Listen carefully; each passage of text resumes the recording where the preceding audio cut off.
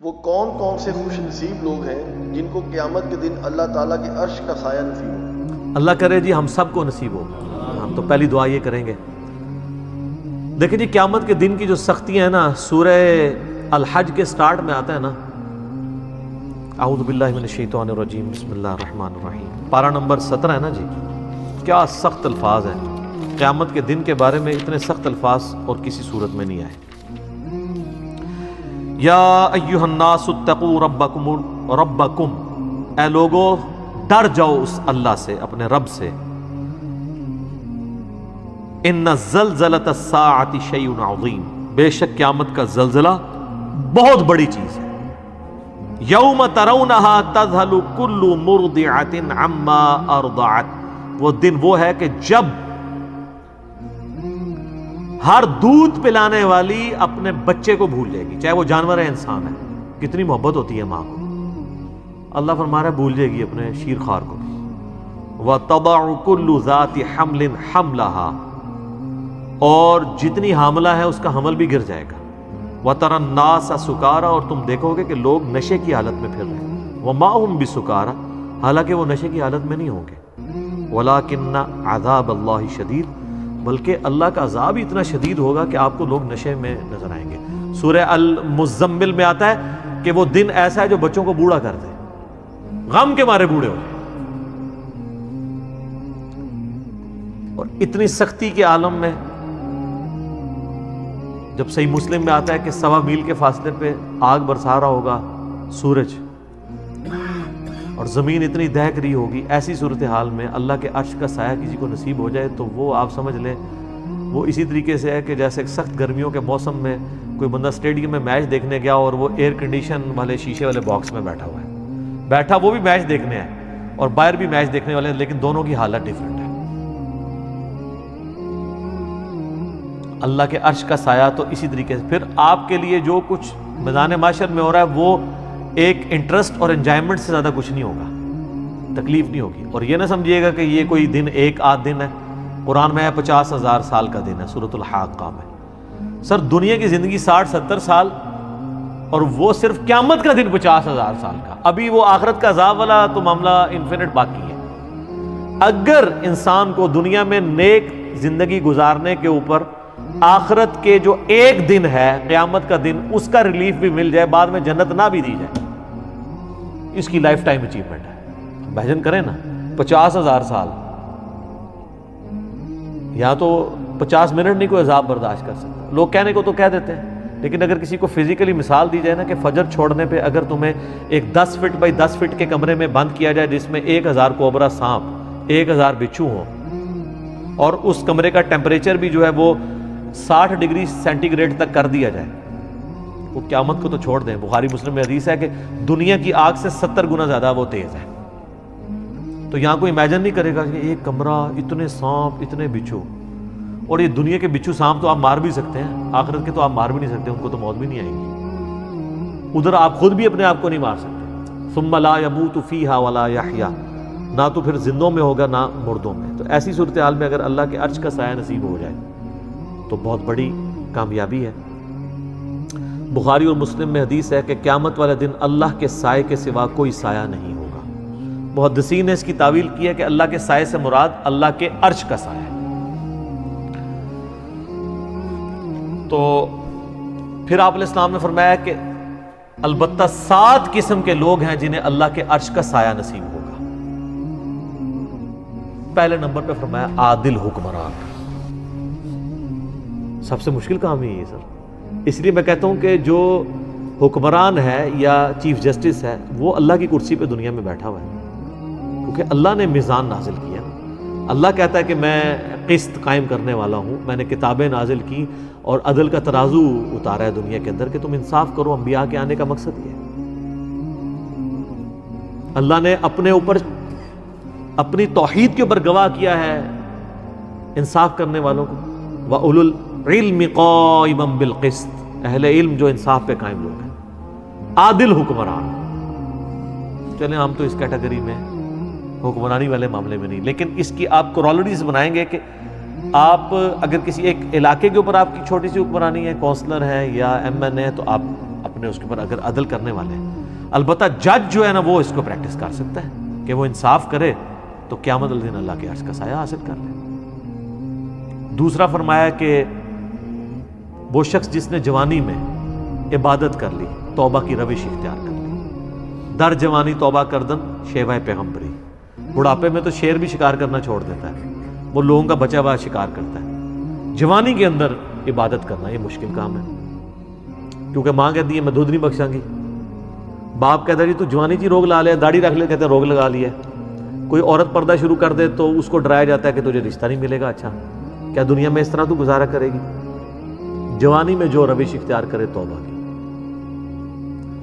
تیسرا فرمایا کہ ایسا شخص جس کا دل مسجد میں اٹک رہا ہو, ایسا اٹکے کہ وہ یعنی مسجد سے نکلے تو گویا جس کو کہتے ہیں نا مچھلی پانی سے نکل آئی ہے, دوبارہ مسجد میں جانے کی کوشش کرے. وہ تو بخاری مسلم میں حدیث ہے کہ جو شخص نماز کے انتظار میں بیٹھا ہوتا ہے وہ بھی نماز کے اندر شمار ہوتا ہے, حالانکہ بیٹھا انتظار میں. تو مسجد میں جس کا دل اٹک رہا ہو تو اس کو بھی اللہ کے عرش کا سایہ نصیب ہوگا انشاءاللہ. چوتھا وہ شخص جو اکیلے میں بیٹھ کے اللہ کو یاد کرے اور اس کی آنکھوں سے آنسو نکل آئے, اللہ کے خوف کی وجہ سے, اس کی محبت کی وجہ سے. کسی کے سامنے نہیں, کسی کے سامنے تو ماشاءاللہ آپ دیکھ رہے ہیں کئی علماء ٹی وی پہ آ کے رو رو کے دعائیں کرواتے ہیں. تو اللہ نہ کرے کہ کبھی ایسی نوعیت آئے کہ ہمیں کسی کے سامنے اس طرح رونا پڑے. ہاں ایک یہ ہے کہ بندہ دعا کروا رہا ہے, فی البدی ایک اس کو دقت طاری ہو گئی ہے, لیکن کئی آپ دیکھتے ہیں وہ سٹارٹ جو ہے نا وہ شکل سے بناتے ہیں اور وہ سٹارٹ ہی اس سے لیتے ہیں سیدھا چوتھے گیرج. اور کئی آپ دیکھیں گے کہ ان کے آنسو نہیں نکل رہے, رو رہے ہوتے ہیں, آنسو نہیں نکل رہے ہوتے ہیں. وہ اس لیے کہ وہ رو نہیں رہے ہوتے. وہ کہتے ہیں جی, وہ بزرگ فرماتے ہیں کہ اگر رونا نہ آئے تو رونے جیسی شکل بنا لو. میرے ایک یوٹیوب پہ کلپ بھی ہے رونے والی شکل بنانا. تو کہتے ہیں اچھا اس کی دلیل وہ دیتے ہیں کہ اچھوں کی شکل بھی اللہ کو اچھی لگتی ہے. اے دلیل ہے جی ہوتی. پھر ان کو وہ ساری باتیں بھول جاتی ہیں کہ آپ نے ریاکاری نہیں کرنی, ایکٹنگ نہیں کرنی, منافقت نہیں کرنی. یہ رونے والی شکل آپ ضرور بنائیں لیکن اکیلے میں بیٹھ کے. پبلک کے سامنے جب آپ رونے والی شکل بنائیں گے اور آپ کو رونا نہیں آ رہا تو آپ کے اوپر منافقت کا فتویٰ لگے گا سیدھا سیدھا. ہم نہیں لگاتے, آپ خود لگا لیں اپنے اوپر. تو چوتھا وہ شخص جو اکیلے میں اللہ کو یاد کرے اور اس کی آنکھوں سے آنسو نکلے. پانچواں وہ شخص کہ جسے کوئی اعلیٰ نسب والی عورت برائی کی طرف مائل کرے اور وہ اللہ کے خوف سے رک جائے اور وہ کہے کہ میں اللہ سے ڈرتا ہوں, میں یہ کام نہیں کروں گا, تو اسے بھی قیامت والے دن اللہ کے عرش کا سایہ نصیب ہوگا. اور چھٹا وہ شخص کہ جو اللہ کی محبت کی وجہ سے کسی کے ساتھ دوستی رکھے. اچھا اس میں بڑے پیارے الفاظ ہیں. وہ جب بھی اس کو ملے اللہ کی محبت کی وجہ سے ملے, اور جب بھی وہ آپس میں اکٹھے ہوں تو اللہ کی محبت پر اکٹھے ہوں, اور جب بھی جدا ہوں اللہ کی محبت پہ جدا ہوں. جس طرح میں سمجھتا ہوں میرے ساتھ جتنے لوگ اٹیچ ہیں, ہم جب کبھی بھی اکٹھے ہوتے ہیں اللہ کے لیے اکٹھے ہو رہے ہوتے ہیں. اس کیٹیگری میں نے تو اللہ کے شکر میں امید کرتا ہوں کہ میں بھی اپنے بھائیوں سے, یہ میرے بھائی جو مجھ سے دوسرے شہروں سے بھی ملنے آتے ہیں نا, وہ فقط اللہ کے لیے ملنے آتے ہیں. تو اس کیٹیگری میں تو ہم فال کر سکتے ہیں بڑی آسانی کے ساتھ کہ جب بھی وہ اکٹھے ہوں تو اللہ کی محبت کی وجہ سے ہوں. ذرا میرے ساتھ کسی کو کوئی منفعت تو نہیں ہے, نہ مجھے کسی سے کچھ چندہ لینا ہے.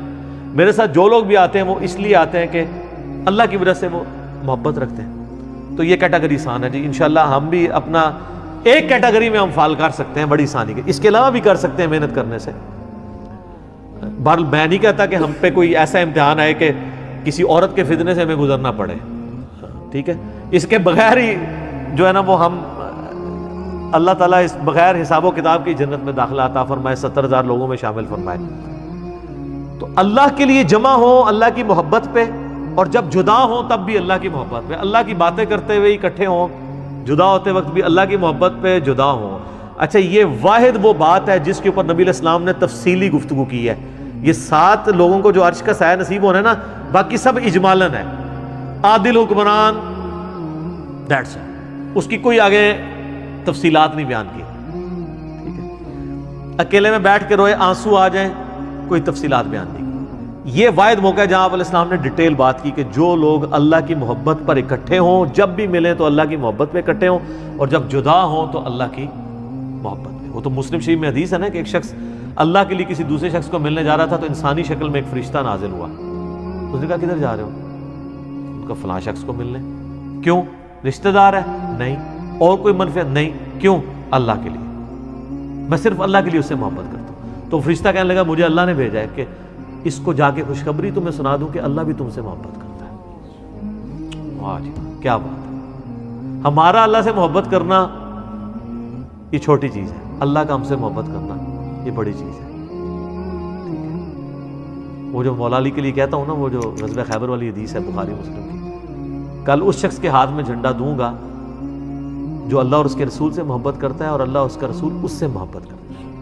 دیکھیں اللہ رسول سے محبت کرنے والے اس وقت بھی اللہ کے فضل سے کروڑوں میں ہیں، لیکن آپ مجھے کسی ایک پہ انگلی رکھ کے کیا گارنٹی سے کہہ سکتے ہیں کہ اس سے اللہ اور اس کا رسول بھی محبت کرتے ہیں؟ صرف حسن ظن رکھ سکتے ہیں، لیکن میں کئی لوگوں کے بارے میں گارنٹی دے سکتا ہوں کہ وہ اللہ اور اس کے رسول سے محبت کرتے ہیں، واقعی کرتے ہیں، چاہے ان کے نفس میں سستی بھی ہو۔ یہ کمال نہیں ہے، کمال یہ کہ ادھر سے بھی محبت آئے، ایک طرف سے نہ محبت چلتی رہے۔ تو 6 بندے ہو گئے تھے، اور 7واں یہ ہے کہ جو دائیں ہاتھ سے صدقہ کرے اور بائیں کو خبر نہ ہو۔ اچھا یہ بھی آسان کام ہے، کوئی مشکل کام نہیں، کسی بھی غریب کی مدد کی جائے۔ ابھی یہ جو کورونا کے دن چل رہے ہیں، آپ دیکھیں کئی لوگوں کے کاروبار اجڑ گئے ہیں، ان کے لیے بیسک نیڈز کو میٹ کرنا مشکل ہو گیا، تو آپ اگر ان کے لیے مدد کر سکتے ہیں۔ لیکن یہ ہے کہ اپنے اپنے رشتہ دار، اپنے اپنے جو قریبی محلے دار ہیں، ہر بندے نے اس کو دیکھنا ہے، وہ اس کی ذمہ داری ہے۔ تو اللہ کا شکر ہے ہم تو اپنے طور پہ جہاں تک ہو سکتا ہے، جو ہمارے اللہ تعالیٰ نے جتنی وسعت دی ہے، کوشش کرتے ہیں، لوگوں کو ترغیب بھی دلاتے ہیں۔ تو یہ 7 کے 7 لوگ جو ہیں، وہ کوئی بھی ان میں سے کسی ایک کیٹیگری میں فال کر گیا تو اسے اللہ کے عرش کا سایہ نصیب ہوگا، لیکن اس کے ساتھ یہ لازمی چیز ہے کہ وہ باقی معاملات کو بھی لے کے چلتا ہو۔ یہ نہیں ہے کہ وہ اللہ کی راہ میں صدقہ اور خیرات تو کر رہا ہے، نماز کو نہیں پڑھ رہا۔ یہ احادیث میں جتنے فضائل آتے ہیں نا، یہ اس شخص کے لیے ہوتے ہیں جس نے بیسک ڈیٹم لیول اچیو کیا ہوتا ہے۔ مثلا اگر میں آپ کو کہوں کہ آپ پاکستان میں کاروبار شروع کریں گے، اس کے لیے یہ شرائط ہیں، تو یہ انڈرسٹوڈ ہوگا کہ آپ کو جو آئین پاکستان جس چیز کا اختیار دیتا ہے اس کے اندر اندر آپ فال کر رہے ہیں۔ مثلا میں کہوں کہ ہاں بینک میں اکاؤنٹ کھول سکتے ہیں، اب یہ انڈرسٹوڈ ہے کہ اگر آپ کے پاس پاکستان کا شناختی کارڈ ہے، شناختی کارڈ کے بغیر اکاؤنٹ نہیں کھلتا، ٹھیک ہے، یہ انڈرسٹوڈ ہے۔ اب آپ نہیں کہہ سکتے نہیں میں پاکستان کا شہری ہوں، سب کچھ ہوں، میرا اکاؤنٹ کھلنا چاہیے، نہیں، شناختی کارڈ اس کے لیے شرط ہے۔ اسی طریقے سے نماز شرط ہے مسلمان ہونے کے لیے، قرآن میں آیا نا منیبین الیہ، اللہ کی طرف رجوع لانے والے بنو، وَأَقِیمُوا الصَّلَاةَ، اور نماز کو قائم رکھو، وَلَا تَكُونُوا مِنَ الْمُشْرِكِينَ، اور مشرکوں میں سے نہ ہو جاؤ، یعنی جو نماز نہیں پڑھتا اللہ کے نزدیک وہ کیا ہے؟ مشرک۔ اور مسلم شریف میں حدیث ہے 246 نمبر، بندے کے کفر اور اسلام، شرک اور ایمان کے درمیان فرق نماز ہے۔ لہٰذا یہ جتنی احادیث میں فضائل یا قرآن پاک میں فضائل آئے ہیں کہ آپ کو یہ کرنے کے اوپر یہ مل جائے گا، یہ مشروط ہیں کہ آپ ڈیٹم لیول کا دین پریکٹس کیے ہوئے ہیں۔ اگر آپ نے وہ نہیں کیا ہوا پھر کوئی فضیلت نہیں آپ کے لیے۔ سبحان اللہ کے اوپر 10 نیکیاں آپ کو تبھی ملنی ہے جب آپ یہ باقی کام بھی کر رہے ہیں۔ وہ کہتے ہیں نا نہیں سبحان اللہ و بحمدی 100 دفعہ پڑھ لیں تو سمندر کی جھاگ کے برابر بھی گناہ معاف ہو جائیں گے، نماز نہ پڑھے بے شک، اس طرح نہیں ہوگا۔ اس کو سپورٹی وہ مسلم شریف کی حدیث ہے، اگر کبیرہ گناہوں سے بچا جائے تو ایک جمعے سے دوسرا جمعہ، ایک رمضان سے دوسرا رمضان، اور ایک نماز سے دوسری نماز درمیان کے تمام گناہوں کا کفارہ ہے۔ یہ حضور علیہ السلام نے کلیئر کر دیا، اگر کبیرہ سے بچا جائے۔ اگر کوئی کہ جی میں ایک جمعہ پڑھ لوں اگلا جمعہ پڑھ لوں، تو حضور نے کیا کہا؟ کبیرہ گناہوں سے۔ تو نماز چھوڑنے سے بڑا کوئی کبیرہ گناہ ہے؟ شرک کے بعد دنیا میں سب سے بڑا گناہ نماز چھوڑنا ہے۔ اچھا، ایک رمضان سے دوسرا رمضان، پھر تو لوگ ہیں کہ بس رمضان میں نمازیں پڑھ لو، روزے رکھ لو، اگلے رمضان میں کر لو، بیچ والے سارے معاف، جس طرح اکثریت مسلمانوں کی ہے۔ لیکن حضور نے کہا اگر بیچ میں کوئی کبیرہ گناہ نہیں کیا اور ایک نماز سے دوسری نماز درمیان کے گناہوں کا کفارہ ہے، اگر کبائر سے بچا جائے۔ کبیرہ گناہوں کی توبہ جو ہے صرف معافی سے ہوگی، وہ آٹومیٹکلی معاف نہیں ہوتے ہیں نیکیوں کے اگینسٹ، بلکہ وہ توبہ کرنے سے، اپنی اصلاح کرنے سے معاف ہوتے ہیں۔ لہذا جتنے فضائل قرآن و حدیث میں آئے نا کہ آپ کو یہ پڑھنے سے یہ ملے گا، یہ پڑھنے سے یہ ملے گا، یا یہ 7 لوگوں کو اللہ کے عرش کا سایہ ملے گا، یہ سبجیکٹڈ ٹو وہ ساری چیزیں ہیں۔ ورنہ تو یہاں پہ لوگ کتنے دسترخوان چلا رہے ہیں اور وہی سمجھ رہے ہیں کہ ہم کچھ بھی نہ کریں، بے شک حرام کے مال سے دسترخوان چلا رہے ہیں تو ہمیں اللہ تبارک و تعالیٰ قیامت الدین اللہ کے عرش کا سایہ دے دے گا، نہیں۔ یا ایک بندہ کہتا ہے میں اکیلے میں بیٹھ کے اللہ کو یاد کیا اور رو دیا، پھر سال بعد جو ہے وہ ایک عید کی نماز پڑھ لی، تو مجھے اللہ کے عرش کا سایہ مل جائے گا؟ نہیں،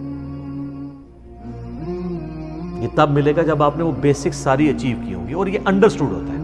اس سے بڑی کیا انڈرسٹوڈ چیز ہو کہ بخاری اور مسلم میں جو کتاب الایمان چیپٹر ہے، دونوں میں حدیث ہے کہ اسلام کی بنیاد 5 چیزوں پہ ہے۔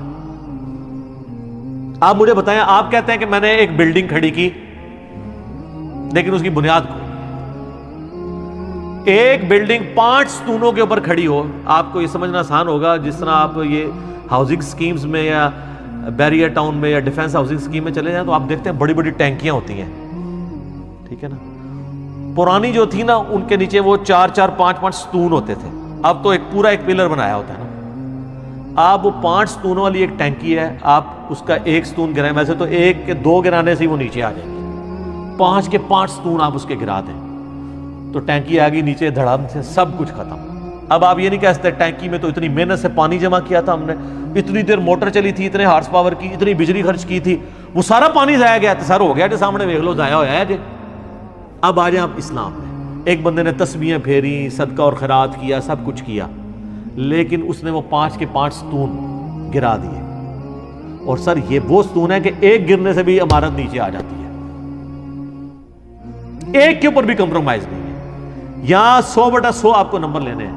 بخاری مسلم دونوں میں حدیث ہے، اسلام کی بنیاد 5 چیزوں پہ ہے۔ نمبر 1 لا الہ الا اللہ محمد رسول اللہ کی گواہی دینا، نمبر 2 نماز قائم رکھنا، نمبر 3 زکوٰۃ دینا، نمبر 4 رمضان کے روزے رکھنا، ایک روایت میں نمبر 4 اللہ کی راہ میں حج کرنا اگر استطاعت ہو، اور 5ویں نمبر پہ رمضان کے روزے، اور ایک روایت میں جو ہے وہ رمضان کے روزے پہلے حج بعد میں، بل یہ 5 چیزیں، یہ 5 بنیادیں جب تک آپ پوری نہیں کریں گے اس وقت تک آپ آگے معاملہ، اور صرف ان 5 پہ بھی نہیں ہے، حقوق العباد کا بھی معاملہ الگ سے ہے۔ قرآن میں جو آیت ہے سورہ نساء میں، جو لوگ یتیموں کا مال ناحق ہڑپ کرتے ہیں اپنے پیٹوں میں دوزخ کی آگ بھاگ رہے ہیں۔ اب یہ نہیں ہوگا کہ وہ حاجی نمازی ہے تو حرام مال کھانے سے پیٹ میں دوزخ کی آگ نہیں جائے گی، چونکہ اس نے وہ جو ہے وہ 7 عرش کے نیچے اعمال کرنے والوں میں سے ایک عمل اس نے کر لیا ہے، سر وہ 7 کے 7 کر لے۔ دین ٹوٹل پیکج کا نام ہے، یہ پک اینڈ چوز نہیں ہے۔ اور ڈاکٹر اسرار صاحب اکثر کہا کرتے تھے نا کہ یہ ٹوٹل پیکج ہے، آپ نے اپنی مرضی کا دین نہیں لینا، ٹھیک ہے۔ تو وہ تو خیر بڑے سخت جملے بولا کرتے تھے کہ یار لینا ہے تو پورا لو، نہیں تو دفع ہو جاؤ، وہ یہ لفظ بولا کرتے تھے۔ اللہ کو تمہاری کوئی ضرورت نہیں ہے، ویسے ہے یہی ہے، دفع ہو جاؤ والی بات ہے۔ اس کو سپورٹنگ وہ چیز ہے، ادخلوا فی السلم کافہ، اے اہل ایمان پورے کے پورے اسلام میں داخل ہو۔ بلکہ اللہ نے تو منافقین کی روش یہ کہی ہے کہ جب حالات سازگار ہوتے ہیں تو وہ تمہارے ساتھ چلتے ہیں، اور جب برے حالات ہوتے ہیں پیچھے ہٹ جاتے ہیں۔ سورہ الحج میں ہی آیا ہے کہ بعض لوگ ہیں وہ دین میں کنارے کنارے پہ چلنے جاتے ہیں کہ سب کچھ ہیپی ہیپی چلتا ہوں، جیسے ہی ذرا تکلیف ہو پیچھے ہو کے بیٹھ جاتے ہیں، کیونکہ تکلیف کے ساتھ معاملات کو لے کے چلنا بہت آسان ہے، جیسے ہی مشکل وقت یہ تکلیف کے ساتھ معاملات کو لے کے چلنا بہت مشکل کام ہے، سوائے ان لوگوں کے لیے جن کو اللہ تعالیٰ توفیق دیتے ہیں۔ اس لیے میں کہتا ہوں اے سی والے کمروں میں، اے سی والی مسجد میں بیٹھ کے زہد و ورا کی باتیں کرنا، اور صحابہ کرام کی جناب وہ یرموک اور قادسیہ کے واقعات سنانا کہ جی وہ اتنے ان کو زخم آئے اور یہ ہوا، کیونکہ مجھے تو کوئی زخم نہیں آ رہا، مجھے تو مچھر بھی نہیں کاٹے گا، میں نے تو وہ الیکٹرک وہ لگایا ہوا ہے ادھر مچھر مارنے والا، اور اس سے پہلے اسپرے بھی کروایا ہوا ہے، تو میں ادھر بے شک کہتا رہوں، ٹھیک ہے، یہاں بیٹھ کے میں قادسیہ یرموک لڑتا رہوں، کوئی مسئلہ نہیں ہے۔ مشکل وقت میں معاملات کو لے کے چلنا یہ ذرا مشکل کام ہے۔ جزاک اللہ۔